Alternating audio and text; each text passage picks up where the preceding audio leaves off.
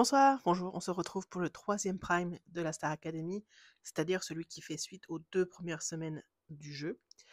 Euh, alors mes attentes pour ce prime, j'aimerais voir une amélioration de la chorégraphie, même du chant sur l'hymne. C'est vraiment ça que j'attends un peu plus qu'autre chose. Sinon, je trouve que les quotidiennes ont un petit peu, surtout celle d'aujourd'hui, enfin celle de samedi là, avant le prime, euh, visait peut-être à modérer nos attentes. On a vu Bastian répéter son numéro, c'était pas 100% parfait. On a vu Anouk vraiment redouter une chanson difficile vocalement. On a vu voilà plusieurs élèves un petit peu, même les nominés, voilà avec encore des choses à parfaire. Et je trouve ça c'est intelligent de la part de la production de diffuser cette quotidienne là juste avant le prime. Comme ça, on va pas non plus s'attendre à quelque chose à un summum de perfection. Et on va peut-être juger ce qu'on voit ce soir de manière un peu plus euh, neutre, un peu plus objective, si possible, si ça existe dans ce public, dont je fais partie, hein, je m'en exclus pas. Mais voilà, je pense qu'on peut avoir de très belles choses ce soir, on peut avoir de très belles surprises. Le top 3, je pense, va être très beau. L'ouverture par Sarah sur une chanson de Cynthia Erivo, ça risque d'être quelque chose également. Donc voilà, j'ai hâte et on se revoit à la première pause pub. Nous sommes sur un début de prime plutôt réussi à mon sens. Je trouve que dans l'hymne, il y a du progrès. Il y a plusieurs élèves dont j'ai remarqué qu'ils avaient mieux la choré, qu'ils avaient mieux aussi le chant. Donc sympa. Il reste des imperfections, c'est normal à ce stade. J'ai bien aimé. Et même au niveau de la réalisation. C'est-à-dire que la semaine dernière, je trouvais qu'il y avait trop de plans trop larges. On pouvait pas vraiment voir les détails. Et là, on avait des plans un peu plus serrés, même pour les plans de groupe. Donc c'était bien. J'ai vraiment aimé. Il y avait aussi plus de danseurs derrière eux pour mettre l'ambiance, pour visuellement rajouter de la couleur, du mouvement. C'était bien, j'ai bien aimé. Ensuite, Sarah a fait son ouverture sur Stand Up. Je l'ai trouvé, c'était superbe. J'ai trouvé ce tableau magnifique. Et la chorégraphie était vachement bien aussi. Tout autour d'elle, la mise en scène était vraiment, ça donnait vraiment ce côté allégorie de la libération du peuple ou des peuples opprimés. C'était beau en fait. Ça m'a vraiment attrapé. Donc j'ai super bien aimé. Et je trouve ce principe de d'ouverture, de numéro, voilà, un petit peu mis en avant au début de chaque prime, je trouve que c'est une belle fenêtre pour les artistes qu'ils sont et qu'ils vont être même après l'émission. D'avoir sur leur CV, voilà, j'ai ouvert un gros prime sur TF1 avec cette performance. Je trouve ça chouette. Puis, alors là, c'est mon premier bémol un petit peu de la soirée, la collégiale sur Shape of You. Bon, déjà, de toutes les chansons qu'Ed Sheeran a dans son répertoire, je trouve que celle-là se prête pas spécialement à une collégiale, que ce soit du thème ou même dans la musicalité. Donc bon, c'est un petit peu fouillis quand même, hein. Après, je comprends l'histoire de faire briller justement l'arrivée d'Ed et de Charlotte sur la fin de la chanson, mais tout le début, c'était pas bon, c'est pas grave. J'ai l'impression que les deux, hein, Charlotte et Ed, ils sont contents d'être là et que c'est sincère. Après, je suis naïve aussi, hein, mais ils m'ont l'air en tout cas mentalement investis à se dire ouais, je trouve ça cool cette histoire de faire monter en visibilité des jeunes artistes au potentiel intéressant. J'ai l'impression que c'est vraiment comme ça qu'ils le voient. Donc j'aime bien un petit peu ce qu'ils ont dit, les encouragements qu'ils ont donnés, tout ça. Et puis, bon, là, on est un petit peu dans la mafia TF1 Énergie Starac parce qu'on a eu le medley gagnant des NMA issu de la Starac. Donc c'était principalement la Starac 2023 plus Marine. Après, moi, je les aime quasiment tous ces gens et donc c'était chouette de les voir de ce côté-là. De la même façon que s'il y a encore une Starac dans 2 ans ou 3 ans, ça me fera plaisir de revoir, mettons Sarah ou Victor ou Ambre ou Jeanne revenir chanter leur titre actuel. Donc moi j'aime bien, mais j'entends la critique qui va dire on les voit tout le temps. Est-ce qu'il y a que comme artiste en France? Quoi qu'il en soit, en tout cas je trouve que je salue les élèves. Alors, soit d'avoir gardé secret ces répétitions-là qu'ils ont dû faire, parce que c'est pas sorti de leur chapeau, soit de l'avoir appris en moins de 24 heures. Donc, après, j'ai pas tellement été regardante sur la qualité du chant, sur la qualité de leur presta, parce que j'étais contente de revoir Glenny quand elle est apparue, Elena, Julien, Pierre. Voilà, j'étais contente de les revoir. Et je trouve ça chouette aussi qu'ils n'aient pas chanté puisque c'est plus, en tout cas en ce moment, c'est pas leur moment de briller. J'ai aimé ça. Par contre, niveau, scénographie, ben, d'arriver avec leurs awards en main, je trouve que c'était un petit peu lourd, mais c'est pas grave. Moi, j'aime bien les revoir et on a donc appris aussi que, il y a un prime Retour des anciens dans 2 semaines, le 14 novembre. Donc, super. Et puis là, ça va reprendre avec le top 3 et je vous en donne mes impressions tout à l'heure. Bon, TF1 ont pensé à vous, ils ont dit coupure de moins de 2 minutes. Donc là, je vais aller très vite. De toute façon, il y avait que du bon. Là, le top 3, une chanson très très technique. Moi-même, j'aurais pas su départager trop les chanteurs. C'était bien tous les trois. Je comprends qu'ils aient tous eu des étoiles. Je suis très contente pour Ambre, qu'ils en aient très bien tiré. Azizam, entre T.O.P et Ed Sheeran, c'était vraiment impressionnant de la part de T.O.P, les progrès qu'il a fait. Bon, encore une fois, c'était pas du 20 sur 20, mais quand même, voilà, il avait la confiance, il chantait bien la plupart du temps. Ça reprend déjà. Katsa et Sarah, bravo Sarah, c'était vraiment incroyable comment elle a réussi à s'intégrer dans leur choré et tout, et vocalement, nickel. Largement à leur niveau, si pas mieux. Et enfin, le portrait d'Ambre, j'ai noté, j'ai vu une star, c'est un sans faute. J'ai mis, elle est douée, elle est touchante, c'était puissant et à la fois gracieux. Demain, si on me vend une place de concert pour Ambre, c'est tout simple, j'achète, déjà. Donc bravo, et puis le problème se poursuit. Eh ben, je suis au spectacle. Vraiment le niveau global de ce prime, on est déjà beaucoup mieux que la semaine dernière, je trouve. C'est assez, impressionnant dans l'ensemble. À commencer par le tableau de Bastian, qui était incroyable. C'était époustouflant. Parce que, je sais pas si vous avez remarqué, après son tableau, pendant l'annonce de sa note et tout ça, et que Nikos lui parlait, l'interrogeait et tout, il était essoufflé, mais très fortement essoufflé, encore 2 minutes, 3 minutes après sa prestation. Mais vocalement, durant le numéro, on n'a rien entendu. C'est-à-dire qu'il a chanté comme il voulait. Euh, on y a vu que du feu. Et quel feu! C'était vraiment incroyable. Donc, une très bonne note, fortement méritée. J'espère qu'il sera à la tournée parce qu'il le mérite. Peut-être qu'il va simplement rester suffisamment longtemps. Je ne sais pas trop quelle sera la mécanique en œuvre à ce moment-là. Mais bravo, bravo Bastian. Ensuite, c'est le Starac Mix. Bon, je passe, on voyait beaucoup. C'est quand même rigolo qu'ils aient parlé des déménagements à outrance durant les évaluations. Mais voilà, Starac Mix, bon, on connaît, hein, c'est un petit peu bêtisé, un petit peu rigolo, voilà. Et puis, Léane a fait un duo avec Charlotte Cardin sur la chanson Tant pis pour elle. C'est pas un secret, moi, cette chanson, je trouve le texte absolument détestable.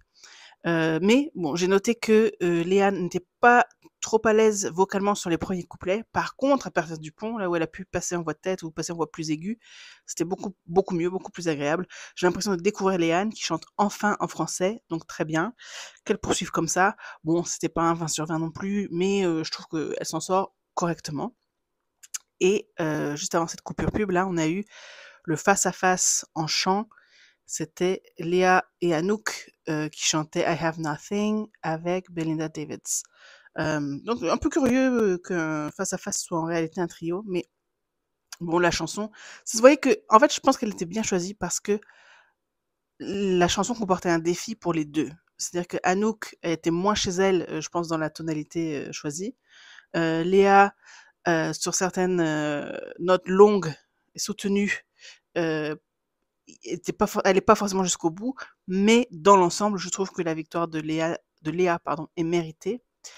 Je note qu'il est annoncé que que Léa, du coup, aura un avantage cette semaine. Et je me dis, mais quand Bastien a gagné sur le tableau Être à la hauteur, je ne sais pas s'il a reçu un avantage. Donc, bon, c'est pas bien grave. Mais on sent que quand même, il y a quelques mécaniques qui ont été inventées pour cette saison, qui sont pas forcément au point, qui sont un petit peu en train de mettre en route, qui sont en train d'inventer, quoi, à mesure que la situation le demande. Donc voilà, ça va reprendre là, je sais pas trop quelle heure il est, j'imagine qu'il reste les nominés.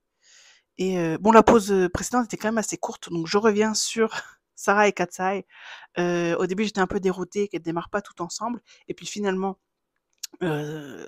c'était prévu dans la scénographie. Bon, j'ai trouvé que le groupe Katsai était pas forcément hyper généreux envers Sarah durant la prestation, mais voilà, c'est peut-être aussi la scénographie qui voulait ça. En tout cas, Sarah, chapeau à elle. Je pense vraiment qu'en plus, on sait que cette vidéo-là sera vue et revue et analysée et commentée à l'international par la communauté de fans de Katseye. Donc, ça donne une occasion à Sarah de briller à l'international. Donc, je trouve ça génial pour elle. Et puis, bah, je peux reprendre mon cahier, mais si j'ai des retours à faire sur d'autres passages où j'ai dû faire court, je leur dirai en fin d'émission, en conclusion. Voilà, à plus. C'est la fin, enfin le prime est fini.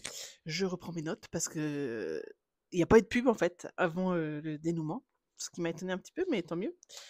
Du coup, j'ai deux pages, il me semble. Non, c'est pas deux pages, mais voilà, si j'avais repris au milieu de l'autre. Bon, donc on a repris avec les prestations des nominés. Emma, euh, vocalement, ça a été difficile, hein. Enfin, elle s'est battue en tout cas, elle n'a pas lâché. Et bon, c'était à son honneur. Je crois que la chanson la mettait en difficulté. Donc, bravo à elle de s'en être sortie. Juste après, ben, Lenny, bon, bah, oublier ses paroles en direct, c'est une catastrophe, hein, il faut pas se mentir. Ça fait 2 fois du coup, puisqu'il a oublié ses paroles en évaluation, il a oublié ses paroles en direct. À un moment donné, je comprends les gens qui n'ont pas voté pour lui. Parce que quand on a eu un problème de cette qualité et qu'il se passe ça, bon après, voilà, j'aurais pas fait mieux, hein, forcément, le stress, le fait que tu saches que des millions de personnes te regardent et te jugent, voilà, c'est un obstacle considérable. Mais voilà, Noah après s'en est mieux sorti aussi. Je trouvais que Noah c'était le mieux des trois parce qu'il avait la justesse et il avait les paroles. Un petit peu mou au début peut-être, mais bon, pareil, la chanson n'aide pas. Il s'est un petit peu réveillé, je pense, grâce aux encouragements du public. Donc, des 3 prestations de nominés, je pense que c'est Noah qui s'en est le mieux sorti et le public l'a reconnu, donc tant mieux. Je savais pas si j'y croyais, justement à cause bah, de la malédiction, on va dire, c'est pas une malédiction, hein, mais voilà, qui a fait défaut à Ebony, à Candice, à Franck et à tant d'autres avant et sûrement pas à l'avenir. Mais voilà, en tout cas, aujourd'hui, cette semaine, le public a su reconnaître le potentiel de Noah. Très bien. Puis les élèves étaient giga partagés, hein. Je vais quand même faire les autres prestats. Mais giga partagés. Donc voilà, là, c'est le retour au bus, là. Bonne chance, Lenny, pour la suite. Après la prestation des nominés, c'était le trio Lily, Ed Sheeran et Léo. Bah, j'ai pas trop remarqué. Alors, je dois dire quand même avant que les nouvelles chansons d'Ed Sheeran, je sais pas, ça me passe à côté. Elle ne m'embarque pas. J'ai l'impression que beaucoup de ces nouvelles chansons sont très similaires. Alors, on va dire que, disons que je n'ai pas l'oreille pour apprécier le dernier album d'Ed Sheeran. Voilà, on va déjà poser ça là. Donc, de base, les chansons, bon, ne m'enthousiasment pas plus que ça en elles-mêmes. Sur, c'était Sapphire qu'ils ont fait ensemble, je sais même plus. Bah, j'ai trouvé que Lily se démarquait un petit peu par sa voix, on l'entendait bien. Et Léo, je trouve qu'il faisait un petit peu de figuration. Alors je sais pas si c'est aussi, l'aspect, voilà, tellement fan que, il s'imposait moins. Je saurais pas trop vous dire. Bon, en tout cas, c'était plein de joie, ça c'est sûr. Ça se sentait qu'ils étaient hyper heureux de faire ça et hyper contents.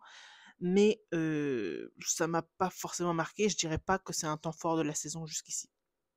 Heu, Par contre, juste après, ils ont eu bon, je pense que ça va revenir chaque semaine maintenant, hein, l'histoire de la semaine en chanson. Alors quand Nico s'est annoncé ça, je fais: «Est-ce vraiment nécessaire?» Il est bah, chez vous, il était 23h15.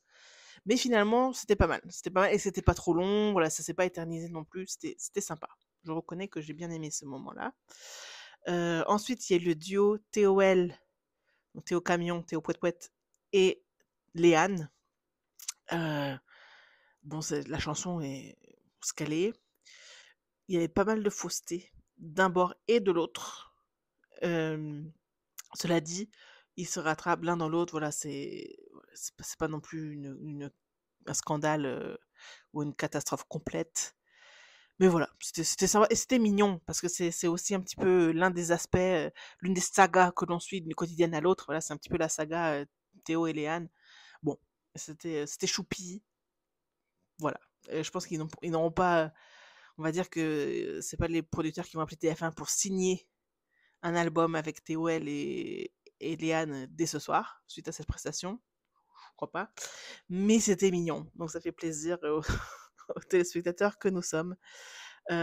Ensuite, c'était Feel Good en acoustique avec Victor, Anouk, Jeanne et Charlotte Cardin. Bah, cette version-là, c'était plutôt sympa. Et là, contrairement justement à la prestation précédente, bah, je trouve que chacun des élèves a brillé un petit peu, apporté sa voix un petit peu différente, notamment Anouk.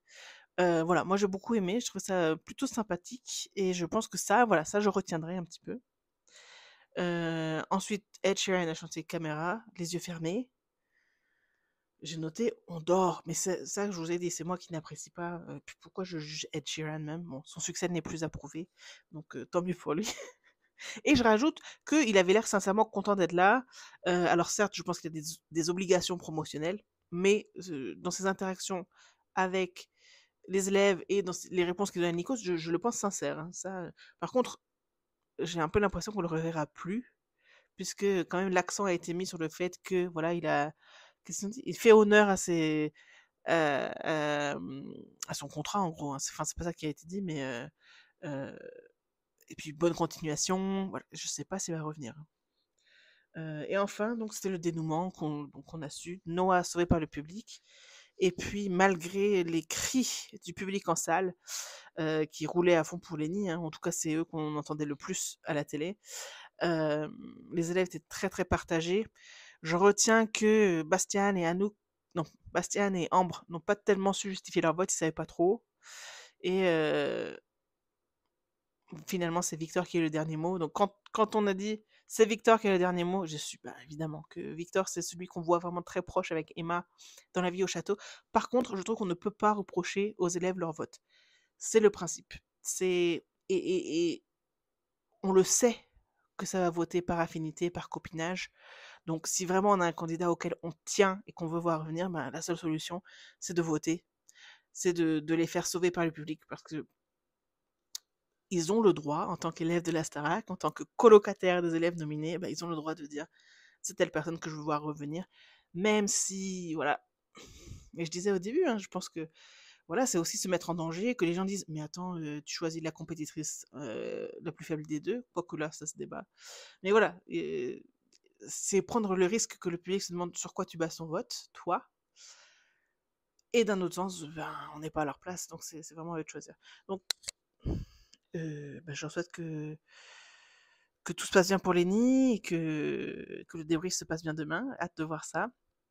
Et on verra bien. Je sais même pas, je vais regarder le spoiler du directeur pour savoir le thème de la semaine prochaine. On sait déjà que les anciens reviennent le 14 novembre. Ça, c'est pas mal. Et voilà. Bonne fin de week-end et on se revoit prochainement.